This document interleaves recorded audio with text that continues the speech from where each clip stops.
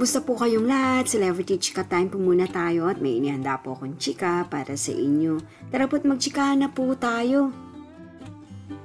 May Mendoza, proud na proud sa pagiging legit Dabber Cats at muling magagamit ang kanilang tatak na Itbulaga.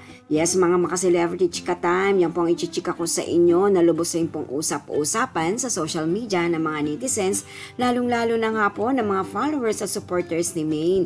Bago po tayo dumako riyan, nais ko po munang batiin mga team bahay, team abroad at mga seniors natin dyan. Shout out po sa inyong lahat at happy Tuesday po.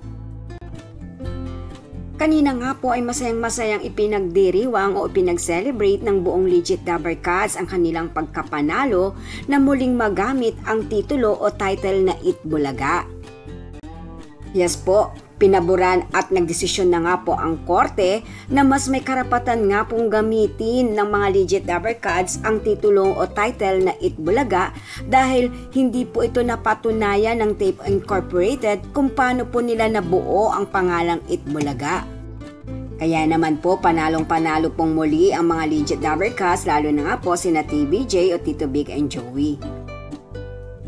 At proud na proud nga po itong ibinahagi ni Maine at nirepost sa kanyang mga social media account ang ipinost po ng TBJ o nila Tito Big and Joey na may caption po na 1,001 tuwa, buong bansa, buong mundo, Itbulaga, kasama nga po ang larawan ng buong legit Dabber Cats.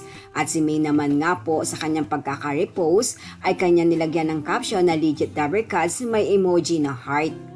Kaya naman po ang buong legit Dabber Cats maging pati na nga rin po si Mengay ay masayang-masaya na finally ay magagamit na po nilang muli ang title na EB o Itbulaga.